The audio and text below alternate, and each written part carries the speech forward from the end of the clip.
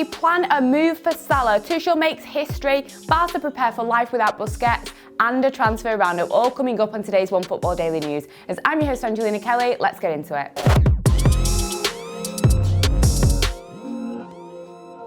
First up, and there have been no shortage of transfer rumours regarding Mo Salah and his future at Liverpool Football Club. And now reportedly another club have thrown their hat into the ring regarding his future, and it's PSG. So according to Le Parisien, the club have shortlisted him as a potential replacement should Kylian Mbappe depart from the club in the summer. The powers that be at PSG have reportedly stated that they've always seen Mo Salah as a main target for the club. Now I'm not too sure about this because it does seem like the main priorities have of course been the likes of Lionel Messi and Cristiano Ronaldo, but with it seeming more and more likely that Lionel Messi will be signing a renewal with Barcelona and the future of Cristiano Ronaldo on the rocks, it makes sense that they've probably gone for Mo Salah. Whether he was top of the priority list, I'm not too sure. I do think that Messi and Ronaldo were above him. Now, if Mo Salah does depart from Liverpool, and I'm sorry Liverpool fans to even be putting this out there into the universe, but does this mark the end of a cycle really for the club? I mean, we've seen it time and time again with other teams, with other clubs, where they've had so much success, they played really brilliant football for a couple of seasons, maybe even longer,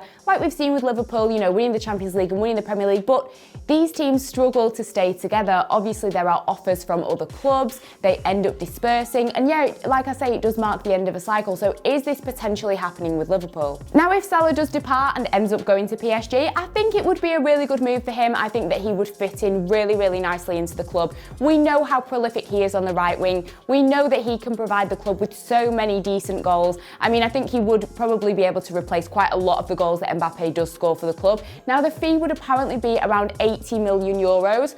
Doable, but I think obviously they would have to sell Mbappe in order to get this fee, and I think they wouldn't be bringing in Salah anyway unless they were of course selling Mbappe. All this talk about Mbappe leaving, who PSG could bring in, all this proves to me is that Mbappe's future actually leaves the futures of other football players seriously hanging in the balance, and surely it is just a matter of time now before we know what the Frenchman is going to do with his future.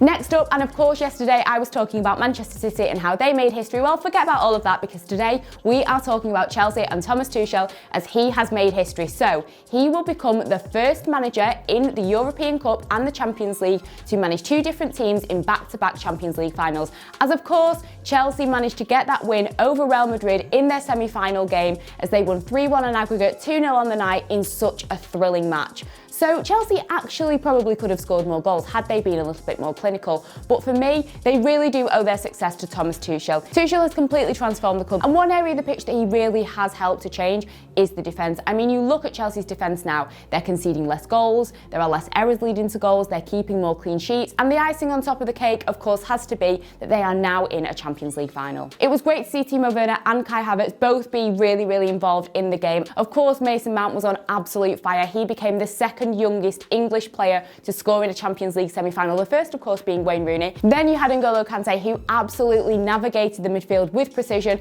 and then you had Edouard Mendy, who kept another clean sheet and was pretty much a spectator for most of the game, to be honest. For Real Madrid, they simply were not good enough. The first 25 minutes were good. Of course, Karim Benzema had a couple of chances, but that was about it. I mean, they had over 60% of the possession and they did not have much to show for it. Of course, they do have injuries, but you can't really blame it on injuries, like I said about PSG yesterday. However, a lot of the blame is seemingly falling on Zidane and some of the choices he made on the night. Of course, he brought back Ferland Mendy and Sergio Ramos.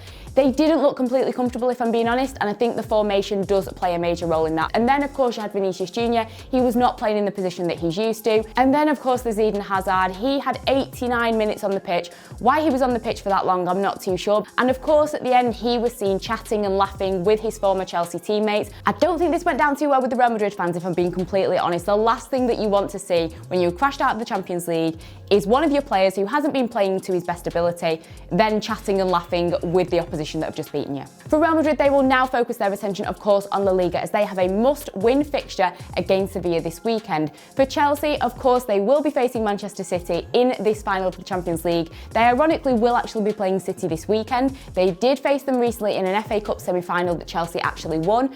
And yeah, it's just a really historic moment for Chelsea, as in case you didn't know, know, not only will Chelsea's men's team be in the final of the Champions League, but also their women's team as well. Whether both sides can bring the trophies back to Chelsea, I guess we'll just have to wait and see.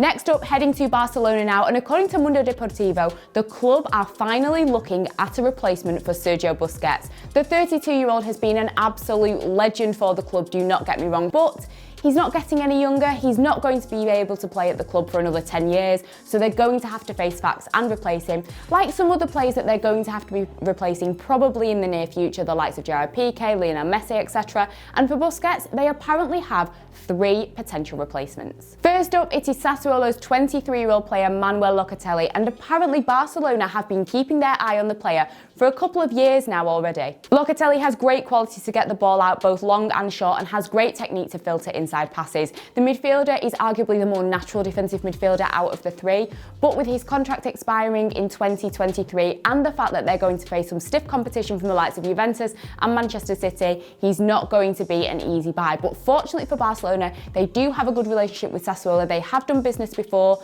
so hopefully this will work in their favour. Next up, and it is Rennes' 18-year-old midfielder Eduardo Camavinga. This teenager has been spoken about seemingly for years now. He is such a talent on the pitch. The fact that he's already featured for France's national team, considering the amount of quality that team has, he's already managed to feature for them, he's already managed to score a goal. That alone tells you how good this player really is. His contract ends in a year and he is reportedly putting off a renewal. However, of course, Barcelona are going to face massive competition from Real Madrid. They have been linked with this player for so many months now. There have also been rumours about the fact that they've already made contract, they've already opened up negotiations, etc. Whether all of this is true or not, I guess we'll have to wait and see. But if Barcelona want this player, they are going to have to, once again, as they have done time and time again before, they're going to have to go head to head with Real Madrid to get this player. And finally, it is Mikel Merino who plays for Real Sociedad. So I guess one of the added bonuses of a player from La Liga is that Barcelona will have been able to have watched him a little bit more closely,